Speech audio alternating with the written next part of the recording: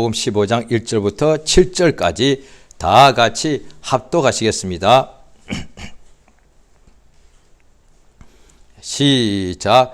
내가 참 포도나무요 내 아버지는 그 농부라. 물은 내게에서 과실을 맺지 아니하는 가지는 아버지께서 이를 제해버리시고 무릇 과실을 맺는 가지는 더 과실을 맺게 하리하여 이를 깨끗게 하시느니라. 너희는 내가 일러준 말로 이미 깨끗하였으니 내 안에 거하라. 나도 너희 안에 거하리라. 가지가 포도나무에 붙어있지 아니하면 절로 과실을 맺을 수 없음같이 너희도 내 안에 있지 아니하면 그러하리라. 나는 포도나무요 너희는 가지니 저가 내 안에 내가 저 안에 있으면 이 사람은 과실을 많이 맺나니 나를 떠나서는 너희가 아무것도 할 수 없습니다. 사람이 내 안에 거하지 아니하면 가지처럼 밖에 버리워 말라지나니 사람들이 이것을 모아다가 불에 던져 살았느니라. 너희가 내 안에 거하고 내 말이 너희 안에 거하면 무엇이든지 원하는 대로 구하라. 그리하면 이루리라. 아멘. 하나님은 그 뜻을 가지고 계십니다. 하나님께서는 그 뜻을 반드시 이루시는 분이십니다. 그가 전능하십니다. 하나님께서 창세전에 모든 인생들을 지으시려고 이미 뜻을 정하시고 그 뜻대로 만물을 다 지으시는데, 그런데 하나님께서 인간을 지으실 때는 이미 창세전에 하나님의 뜻이 있는데 사람이 범죄할 줄을 알고 하나님께서 이미 인간을 짓기도 전에 그 범죄할 인간에 대하여 하나님께서 구원하시기로 이미 작정하셨다라고 에베소 1장에 나오는데, 그러면 사람들이 이럴 수 있습니다. 하나님께서 사람이 범죄할 줄 알고 있었으면은 하나님이 뭔가 잘못 만드신 것이 아닌가 이거죠. 그럼 하나님께서 사람을 잘못 만드신 것이 아니라 그 자체가 완전한 사람을 만드신 것입니다. 왜냐하니 완전한 사람이기 때문에 자유의지가 있단 말이에요. 하나님께서 그걸 아시고 만약에 완전한 사람을 만들었을 때에 죄를 범하게 되면은 그러면 의지란 것을 아예 사람 속에 없애버리면 될 거 아니에요. 그러니까 기계같이 입력한 그대로만 나오는 것.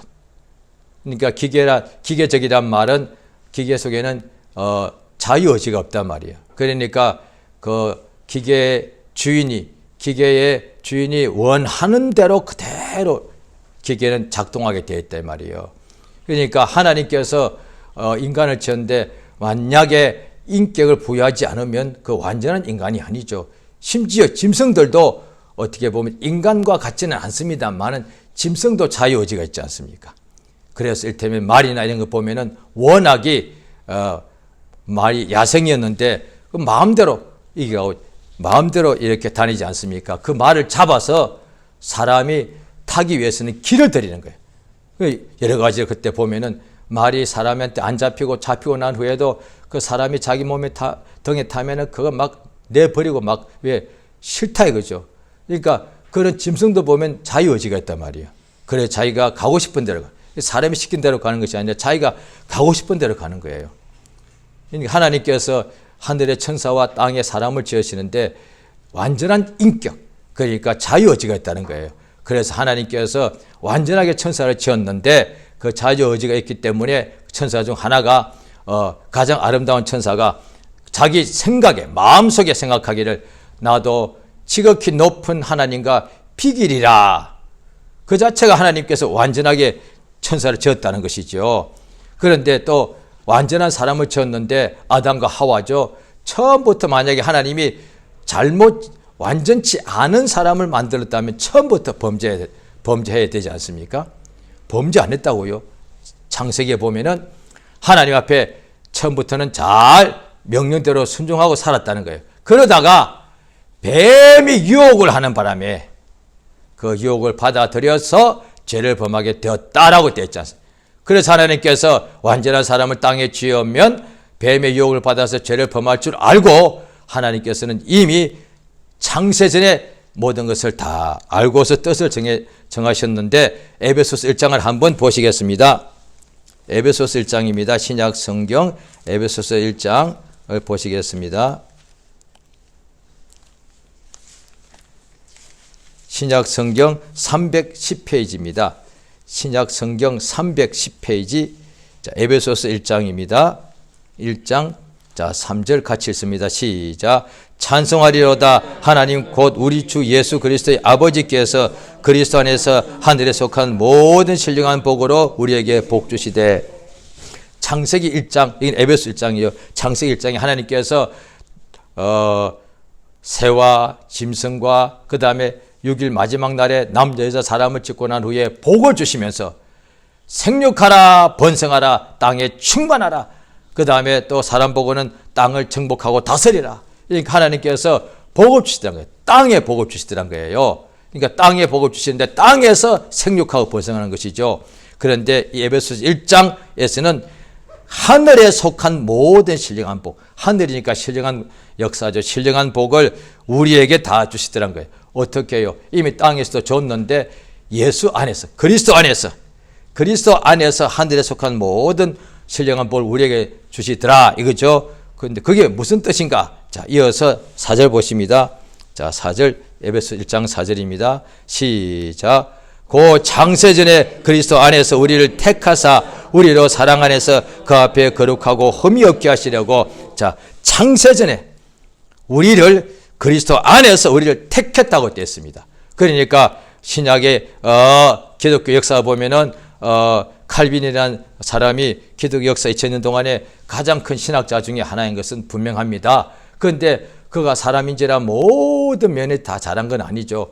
그가 한 것 중에 다음에 성경적으로 볼 때 참 실수가 있을 수 있는 게 예정론이란 건데, 오늘날에 그 칼빈에 제전한 사람들은 이 오늘 지금 여기입니다. 택했다. 그러니까 이거 갖다가 하나님께서 이미 택했는데, 이것은 보면 성경을 보면 예수께서 창세전에 하나님께서 예수 안에서 우리 모든 인류를 택하신 건데, 그러니까 어떤 부분적으로 택했다는 거예요. 그래서 구원받을 사람은 이미, 이를테면 제가 목사인데 구원받을 사람으로 택함 받지, 택자라고 표현하면 한국말로 택자가 아니면 내가 아무리 일생의 목사해도 결국 지옥 간다는 거예요. 또 어떤 사람은 평생 교회 안 다니고 예배 한 번 안 나와도 이미 택함 받은 사람은 죽으면 다 천국 간다는 거예요. 칼빈이라는 신학자가 이 예정론에 대해서는 좀 이렇게 택했다는 것은 맞는데, 그래 전체 사람이 아니라 부분 택했다는 것은 그거는 조금 실수가 있는 거고. 근데 그가 또 자기보다 한 1000년 전에 어거스틴이라는 사람이 이미 그걸 말한 것을 자기도 연구하다가 그걸 그대로 받아들였다고 볼 수가 있습니다. 그러니까 이 부분은 또, 그러니까 예수 그리스도 안에서 우리를 택했다는 거예요. 그러니까 하늘에 속한 신령한 복이 뭐냐? 창세 전에 우리 인류가 온 세상을 짓기 전에 이미 우리 인간은 그리스도 안에서 택했단 말이에요. 천사도 아니고 인간은 어떤 짐승도 아니고 오직 인간은 그리스도 안에서 택했다는 것이죠. 그러니까 여기에 인간이라고 되어 있지 않고 우리라고 했으니까 아마 믿는 사람이라고 이렇게 봤을 수가 있죠. 자, 그 다음에 그 5절 보십니다. 자, 5절 또 읽었습니다. 시작. 그 기쁘신 뜻대로 우리를 예정하사 예수 그리스도로 말미암아 자기 아들들이 되게 하셨으니. 자, 보십시오. 이것이 하나님의 뜻이란 거예요. 뜻으로 우리를 예정했다는 거예요. 예정. 그러니까 택했다는 것이, 택할 때 지금 현재 이 자리에서 택할 수 있단 말이죠. 예수님 비유하다 보면은 가수원이 있는데 사람들이 아침부터 나가서 그 과시원에서 일 좀 하려고 품삯을 팔려고 서 있는데 주인이 와서 아침 일찍 시작할 때 몇 사람을 택해서 가더란 거예요. 나머지는 계속 서 있으니까 주인이 좀 있다가 또 나와서 또 몇 사람 가고, 어떤 사람은 하루 종일 기다렸는데 이제 일이 끝나기 1시간 전에까지 서 있었는데 주인이 또 마지막 와서 마지막 있는 사람을 데리고 또 와라 해서 1시간 동안 일하게 해주더란 거예요. 그와 같이 지금 택하는 경우가 있는데, 이거는 지금 택한 것이 아니라 이미 예정되어 있는 거예요. 이미 미리 하나님께서 창세전에 이미 인간을 택한 것이 예정된, 이미 미리 정해놓은 거다. 그러니까 하나님께서 그 뜻이 뭐냐니 미리 정해놓았으니까 뜻이란 거예요. 그래서 그 뜻을 다 이루는 거예요. 이 우주 만물, 지구상의 모든 우리가 지금 하나님의 예정하신, 이미 창세 전부터 예정하신 그 뜻대로 모든 만물이 지어졌고, 지금도 우리가 살아있고 태어나고 우리 자신의 뜻대로 사는 자유의지가 있습니다. 이 자체가 하나님께서 이미 예정하신 뜻이 이루어지고 있는 거예요. 그런데 사람들이 이것을 모르니까 하나님 없다 그러고 그 믿는 사람들도 내 뜻이 제일 중요하다고 생각하는 거예요. 하나님 뜻은 잘 몰라. 성경에 나와 있지만은 그러니까 자기 뜻이 이루어지게 해달라고 기도할 때 예수께서 너희는 이렇게 기도하라. 아버지의 뜻이 하늘에서 이루어진 것 같이 땅에서도 이루어지게 해달라고 그렇게 기도한단 말이에요. 그러니까 이 기도를 기독교인들이 모르거나 알아도 안 쓰게 되면은 대부분의 사람들이 기독교인들이 기도를 하는데 하나님께 믿는 사람이니까 뭘 기도하느냐? 자기 뜻을 이루어 달라고 기도하는 것이 아니겠는가? 그겁니다. 믿는 사람들이 하나님께 기도를 하는데 뭘 기도하느냐 하면 나의 뜻이 이러한데 이 뜻을 아버지시니까 무엇이든지 이루신다고 하였으니까 내가 구하는 나의 뜻대로 이것을 내 뜻을 이루어 달라고 이렇게 기도하는 경우가 많지 않겠습니까? 그러니까 내 뜻도 하나님이 이루어 달라고 그렇게 어떤 사람들 금식하고 밤을 새워 철야 기도하며 어떤 때 막 통곡하며 구하지 않습니까? 하나님 보시기에 우리는 마치 먼지와 같은데 먼지도 자기 뜻, 여기 먼지는 자기 뜻이 없죠. 우리 인간은 하나님 보시기에 먼지일지라도 자기 의지가 있단 말이에요. 그래서 내 뜻을 이루어 달라고 그렇게 하나님께 구하지 않습니까? 그러면 하나님의 뜻은 먼지도 자기 뜻을 이루게 해달라고 그렇게 애쓰는데 우리 하나님은 그 만유보다 크신 하나님의 뜻이 있더란 거예요. 그 뜻이 땅에서도 이루어지게 해달라고 이렇게 기도하는 것이 믿는 사람의 기도란 거예요. 예, 이방인들도 각각 자기들이 믿는 어떤 종교가 있지 않겠습니까? 그런데 그 종교인들이 자기 신들이 여럿이 있고 또 종교가 또 여러 가지가 있죠. 그들도 자기 신 앞에 항상 구하지 않습니까? 뭐 이렇게 비기도 하고 또 어떻게 그냥 뭘 향을 피우기도 하고 촛불을 켜기도 하고 그 다음에 막 무슨 막 주문을 외우기도 하고 그 다음에 절을 하기도 하고 항상 종교는 다 달라도 아마 다 구한다고요. 뭘 구하겠습니까? 다 자기 뜻을 이루어 달라는 거거든요. 그러니까 다른 사람 몰라도 내 가족 잘 되게 해주시고 내가 건강하게 해달라고 내 직장 내 사업 잘 되게 해주고 내 자녀들 잘 되게 맨날 자기 뜻을 이루어 달라고 기도한단 말이에요. 이것은 예수께서 하나님이 너희 아버지이기 때문에 기도하지 않아도 주신다. 우리 아이들이 우리 부모 밑에서 우리도 어릴 때는 우리 부모님이 계시지 않았었습니까? 우리가 자랄 때 부모님이 우리가 항상 밥 달라 옷 달라 했습니까? 아주 아기 때는 응애 왜 말을 못하니까 그 울음으로 표시했지만은 애들이 조금 크고 나면은 엄마 아빠가 알아서 다 해주지 않았습니다. 전부 다 알아서 해줍니다.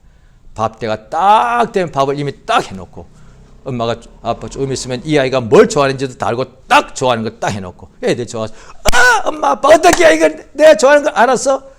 그러니까 너희 엄마 아빠지. 딱 때가 되면 또 아이에게 또 필요할 때 옷도 다 사주고 또 선물해주고 또 때가 되면 또 필요할 때 용돈 딱 주고 알아서 다 왜? 아버지니까. 남한테는 그런 적 없습니다. 남의 아이들한테는 어쩌다가 가까운 아이도 친척에도 어쩌다가 어떤 중요한 일이 있을 때 그때 한번 용돈 한번 주는 거죠. 그런데 내 아들 딸은 내가 알아서 다 미리 애들이 커서 아직도 몰라도 미리 다 해놓습니다.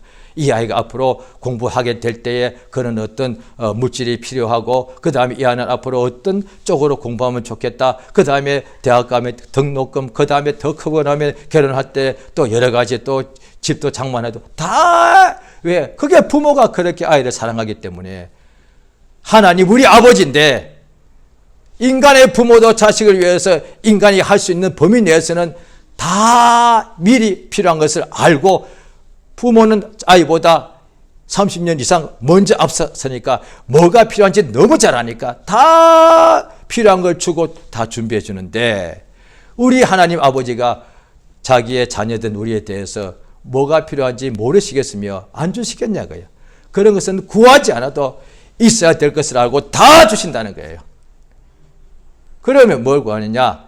아버지의 뜻이 이 땅에서 자녀인 나를 통해서 아버지의 뜻은 누가 이루느냐? 남이 자녀가 이루잖아요. 그게 아버지와 자녀의 관계니까. 그래서 하늘에 계신 우리 아버지, 아버지가 볼 때는 나는 그의 자녀란 뜻이니까 아버지의 뜻이 이루어지길 원합니다. 누가 그렇게 원하니? 자녀인 내가요. 그 뜻입니다. 아버지 뜻이 이루어지길 원합니다. 그 말은 내가 아버지의 하나님의 아들, 딸이기 때문에 아버지의 뜻이 이루어지기를 원하는 사람은 아들, 딸밖에 없지 않습니까? 남은 결코 아니다 말이에요. 그런데 그 기도를 모르거나 알면서도 하지 않거나 하더라도 그냥 습관대로 한다면은 진짜 아버지의 뜻이 이루어지기를 원하지 않는다면은 하나님의 아들, 딸이 맞긴 맞는데 아직 제대로 그 마음은 안 되는 거예요. 우리 인간의 식으로 비유하자면 아직 분명히 하나님 아들, 딸이 맞는데 효심이 없는 거예요. 그러니까 부모는 오직 자식을 잘 되기만 바라는데 자식은 부모한테 그게 예수가 하신 말씀이라고요. 요한복음 14, 15장에 아버지가 내 안에 내가 아버지 안에 아들이니까 그건 너무 당연한 거 아니에요. 우리 오늘날에 아빠 엄마도 자식들 아들 딸을 위해서 다 주잖아요. 그들이 부모에게서 나갔단 말이죠. 실제로 아담만 하나님이 육체는 흙으로 지으시고 심지어 아담도 그 영혼은 하나님께서 안에서 생기가 나와서 하나님 안에서 나왔단 말이에요. 그 다음에 두 번째 인간인 하와도 아담 안에서 나왔단 말이에요. 천사는 성경에 없지만 천사는 천사 가브리엘 안에서 그 다음에 미가엘 안에서 누가 나온 게 아닐 거예요. 천사는 각각 하나님이 만드셨단 말이에요. 인간은 모두가 다 아담 안에서 다 나왔습니다. 하와마저도. 아담의 갈빗대 하나를 빼가지고 하와를 하나님이 만드시고 그 다음에 전 인류는 아담의 허리에서 그러니까 엄마에게서만 나온 것이 아니라 아빠의 허리에서 엄마의 태 속으로 들어가서 거기에서 아이가 엄마 아빠 안에서 나온 아이가 잉태가 돼가지고 10달 후에 엄마 몸에서 태어나서 사람이 됩니다. 전 인류는 그렇습니다. 아래에서 태어났다는 것은 다 지어낸 얘기일 겁니다. 다 지어낸 얘기. 전 인류는 전부 다가 부모 안에서 나온 거예요. 그러니까 아버지 안에 예수가 있는 것이 너무 당연해요. 아버지와 아들이니까. 그런데 오늘날에 우리는 이제 내리사랑은 지금도 됩니다. 그러니까 어디 가도 자식은 항상 부모 안에서 실제로 몸도 마음도 정신도 인격도 성품도 영도 부모 안에서 다 나왔습니다. 유전됐으니까. 전부 다 영혼 몸이 전부 다가 부모 안에서 나왔다고요. 그렇기 때문에 아이들이 아무리 일생살아도 부모는 죽을 때까지 그 마음 안에 자식이 있다고요. 왜? 내 안에서 나갔으니까. 나니까.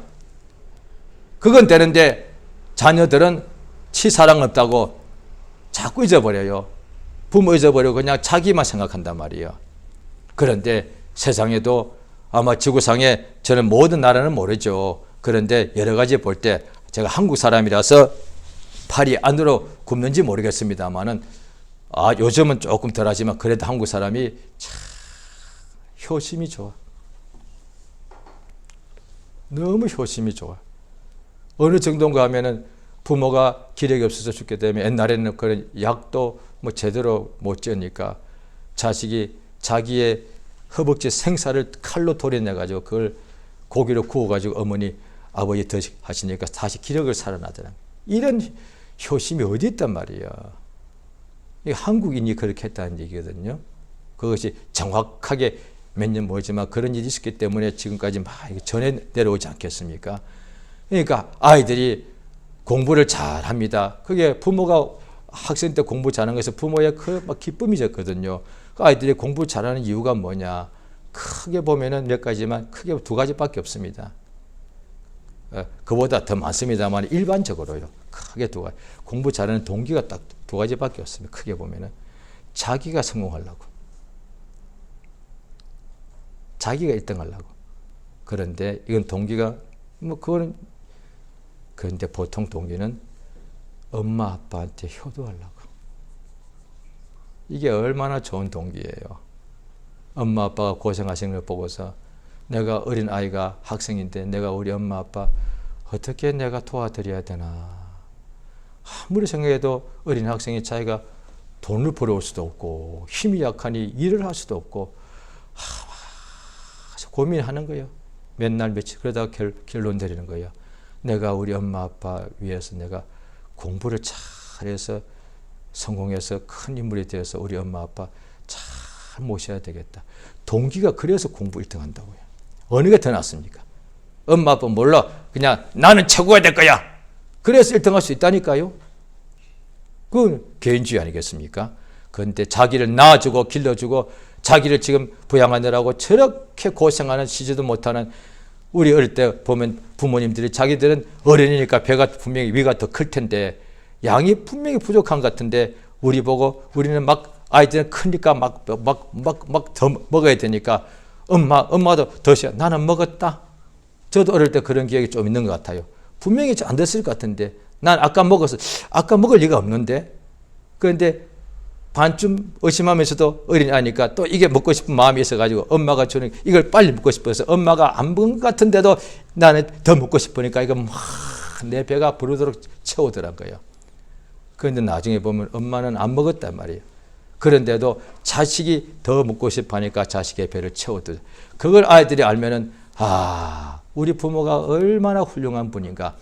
학교 선생님도 훌륭하죠. 세상에 훌륭한 분들이 많죠. 그런데 제가 지금까지 만난 많은 저의 연배나 저보다 훨씬 어린 학생들 한 번 제가 물어본 적이 있습니다. 이를테면 한 200명 되었는데 너희들이 어떤 제가 시험을 낼 적에 시험 치고 난 뒤에 맨 뒤에 제가 시험 이외에 까외로 제가 정말 묻고 싶어서 했습니다. 밑에다가 안 써도 되지만은 가능하면 써달라. 내게 굉장히 중요한 참고가 돼서 그렇다. 다 이 학생들은 다 믿는 학생들이었습니다. 가장 존경하는 사람을 써라. 이런 시험 문제가 아니다. 그리고 이유를 써라. 200명 중에 제 기억으로 거의 95%가 아니 됩니다. 한 98%가 부모님을 썼더라고요. 제가 너무 당연한데도 제가 문제죠. 좀 충격이 되고 또 한편으로 너무 마음이 참 기뻐. 왜? 그 아이들 중에서 부모님들이 안 믿는 사람들이 많았거든요. 교회 가지 말라 이런 부모도 계시고 막 그런 부모가 많았거든요. 그런데도 자기가 가장 존경하는 분이 누구냐? 아빠, 엄마라는 거예요. 예수를 제대로 믿은 거예요, 이게. 그러니까 예수 잘 믿으면 부모한테 효도하게 됐다니까요. 왜? 부모 때문에 내가 태어난 것을 아니까. 내가 태어나서 하나님의 자녀가 되었기 때문에 안 태어나면 하나님의 사랑받을 수가 없으니까 내가 태어나게 된 이유는 딱 하나. 이 두 분이 나의 아빠, 엄마이기 때문에 그들도 인간인지라 약점이 많아서 예수 믿기 전에는 불평하셨단 말이에요. 우리 부모는 왜 저것밖에 안 돼? 남의 부모하고 비교할 수도 있죠. 인간이 연약한데. 그 예수 믿고 나니까 저분들 때문에 내가 하나님의 사랑을 받게 되었다는 사실 때문에 너무 고마운 거예요. 너무 고마운 거예요. 그래서 우리 부모님께 내가 할 수 있는 최대의 효도는 저분들 예수 믿게 해서 천국 같이 가야 되겠다. 그래서 막 기도한다 이 말이에요. 한국 사람들이 이렇게 아마 지구상에서 부모한테 효심이 제일 많은 민족 중에 하나가 아닌가 싶습니다. 그래서 제가 볼 때 예수 잘 믿습니다. 왜냐하니 하나님이 우리 아버지니까. 하나님이 우리 아버지다 이 말이에요. 그러니까 하나님이 자꾸 남같이 생각해요. 그러니까 가능하면 예수를 주 예수라고 부르고 그 다음 기도할 때 또한 아버지라고 성령께서 아버지라고 우리를 하여금 이렇게 부르짖게 한다고 성경 되어 있지 않습니까? 로마서 8장에요. 그러니까 뭐죠? 주여 하면은 아직 하나님이 주라고 한 것을 잘하긴 하지만은 멀다 이 말이에요. 종하고 주인은 왜 나는 어쩔 수 없이 종은 주인한테 무조건 복종해야 되는 거니까 싫든 좋든. 그 다음에 만왕의 왕이여 하면 나는 백성이 되는 거예요. 그게 다 맞긴 하지만은 하나님은 아버지다 말이야. 그러면 나의 아버지, 내가 나로 오늘날 존재하게 만든 분이 나의 아버지단 말이에요. 하나님은 내 영혼의 아버지, 우리 영혼의 아버지가 되십니다. 예수께서 우리 하나님, 예수의 아버지께서 에베소서 1장에 조금 읽었던 부분에 보면은 그리스도 안에서 우리를 예정하시고 택하고 예정하신 이유가 뭐냐? 자기의 아들들이 되게 하시는 거예요.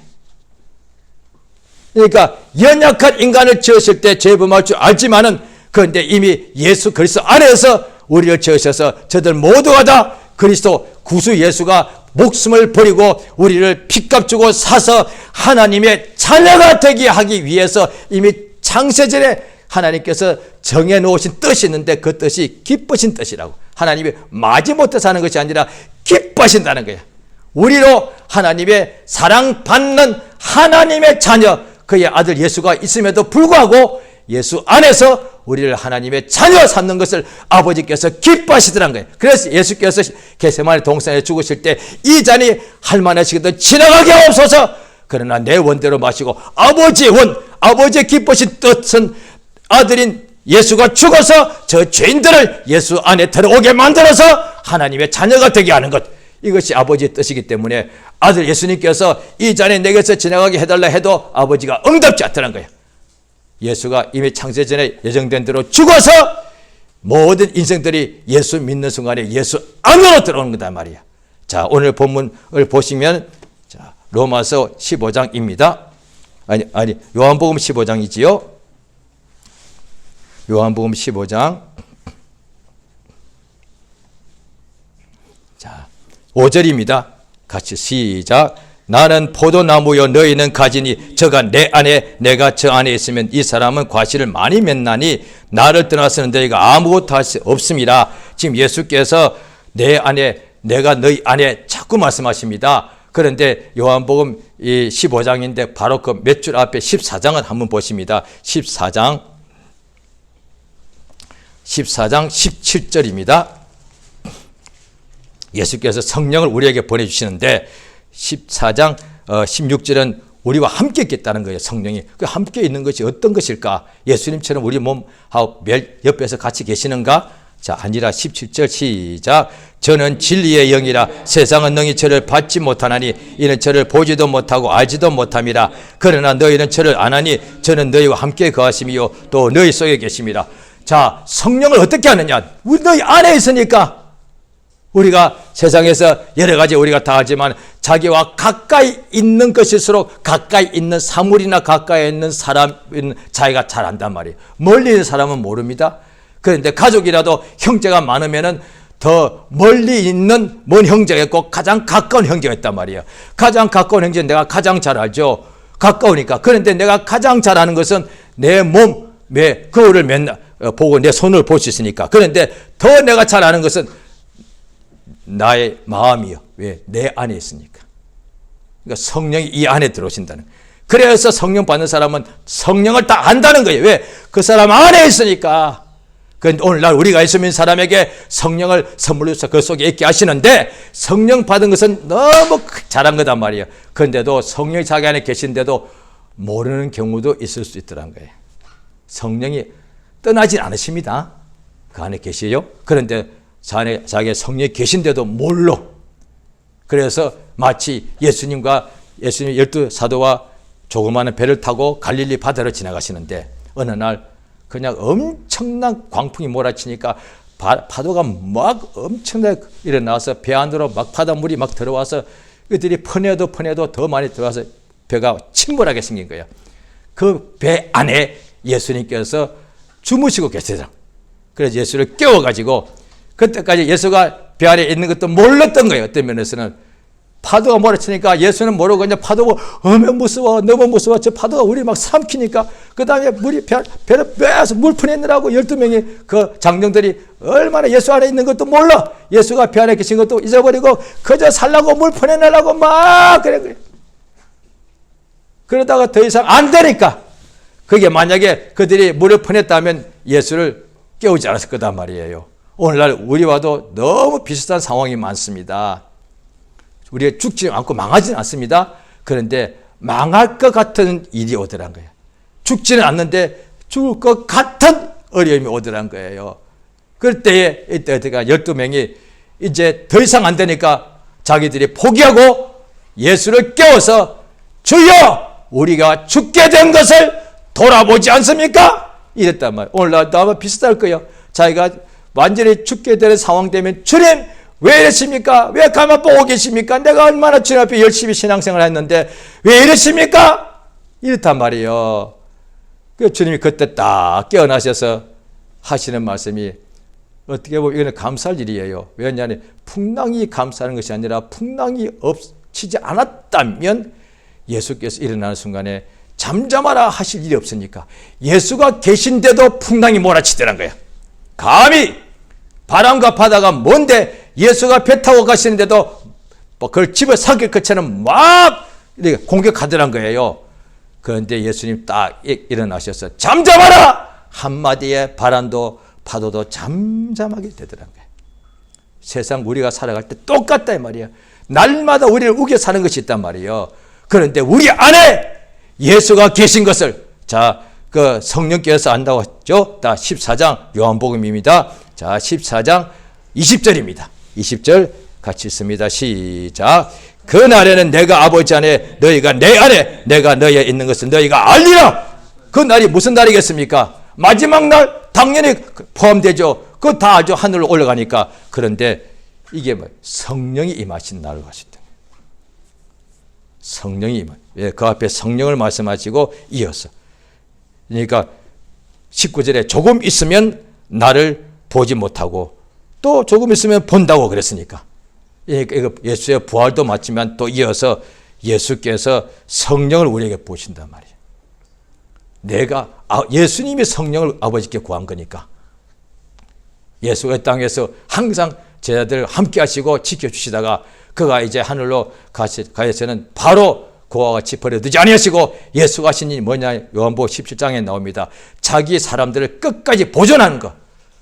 그러니까 아버지께 성령을 구한 목적이 뭐냐? 세상에 있는 예수 믿는 사람들을 지키기 위하여, 돌봐주기 위하여 예수는 하늘로 가셨으니까 이제 아버지께 성령을 구하여서 그 믿는 사람 속에 성령을 부어주셔서 역사해달라고. 그리고 성령이 우리 속에 들어오면 우리 안에 성령이 계신 것을 알고 성령이 우리 속에 들어오시면 예수가 우리 안에 있는 것을 알고 우리가 예수 안에 있는 것을 안다는 거예요. 이 굉장히 중요합니다. 오늘날에 성령이 받고서도 성령 충만하면 압니다. 그 말은 성령께서 우리를 보면은 그 14장 26절에도 나오죠. 성령이 모든 것을 우리로 가르쳐 주시는 거니까 우리가 성령 충만하면 우리 안에서 성령께서 우리가 예수가 우리 안에 계시고 우리가 예수 안에 있는 것을 알도록 깨닫도록 가르쳐 주십니다. 그런데 그래서 성령 충만하면 세상 살 때 광야길로 매일 가죠. 세상은 다 어디든 광나니까 어디든지 사망이 엎치면 골짜기니까. 그런데도 이전에는 사망이 골짜기 오늘 또 어떻게 살아? 오늘도 광야고 또 내일도 또 광야여. 집 바깥도 광야고 집 안에도 광야여. 왜? 집 안이 광야가 아니면 집 안에는 슬픔이 하나도 없어야죠. 오히려 집 안의 슬픔들이 더 많아서 남들이 모르고 다 밖에 있는 사람들은 모르고 쉬지 않으니까 오히려 밖에서보다 집 안에서 슬픔이 더 많은 경우도 얼마나 많습니까? 집 안에도 죄와 사망이 있고 뱀과 정갈이 있고 죽음과 슬픔과 괴로움과 이런 것이 있더라고요. 그러니까 세상이 광야죠.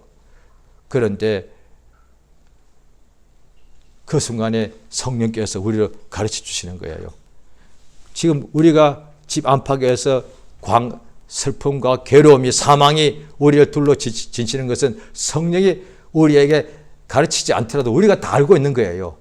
그런데 성령이 무엇을 우리한테 인도하시느냐? 광야가 우리 안팎을 막 이렇게 공격하는데 그런데 내 안에 예수가 계신 것을 알게 하신다 이 말이에요. 내가 탄 배 안에 예수가 주무시고 계신 것을 깜빡 잊고 그냥 폭풍 속에서 실제로 죽게 된 거예요. 그런데 일어나서 예수를 찾고 부르니까 예수가 일어나셔서 잠잠하라 하더란 거예요. 오늘날 예수님 하늘 가서 주무시지 않습니다. 그런데 그 앞에 예수 앞에 불러야 내가 일하겠다는 거예요.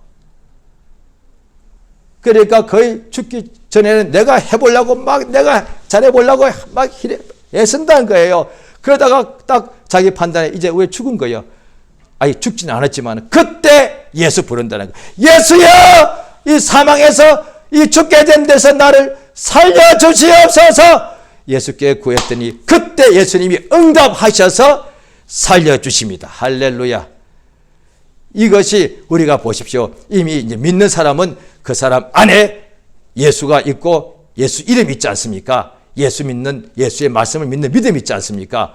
그래서 어떻게 하느냐?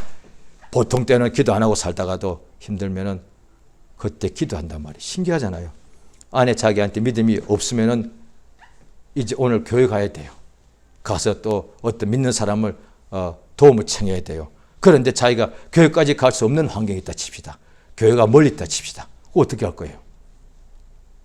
그럼 나는 끝나는 거예요. 그런데 여기서 내 괴로움이 있고 내가 넘어지고 실패한 바로 그 현장, 거기가 회사일 수도 있고 사무실일 수도 있고 우리 집 골방일 수도 있고 화장실도 우리가 아플 수 있거든요. 넘어질 수 있단 말이에요. 거기서 예수야! 부르는 거예요. 그것이 하나님께서 우리 안에 성령이 계신 것을 성령께서 알게 하신다는 거예요. 지금 예수 부르면 되지 않냐? 그때 생각이 나는 거예요. 그래서 성령께서 인도하심을 따라서 우리가 예수 믿는 사람은 예수 안으로 들어가는 거니까. 그러니까 지금 우리가 보십시오. 전부 다 건물 안에 들어가야 되고 집 안에 다 있죠. 수만 년 전부터 사람들은 추위와 더위와 그 다음에 밤에 야생 동물들의 공격을 피해야 되기 때문에 다 동굴에 들어갔습니다. 그 다음에 초막을 짓고 그 다음에 집을 짓고 지금도 이렇게 20세기, 21세기인데도 다 건물 안에서 일하거나 다 집 안에 다 들어가 살아야 돼요. 안 그런 사람 한 명도 없어요. 그래서 자기가 더 튼튼하고 넓고 좋은 집을 더 짓는 거예요. 자기가 그 안에서 거하려고. 예수께서 예수 믿는다는 것은 예수 안에 들어갔다는 거예요. 우리 눈에 안 보일 뿐이지.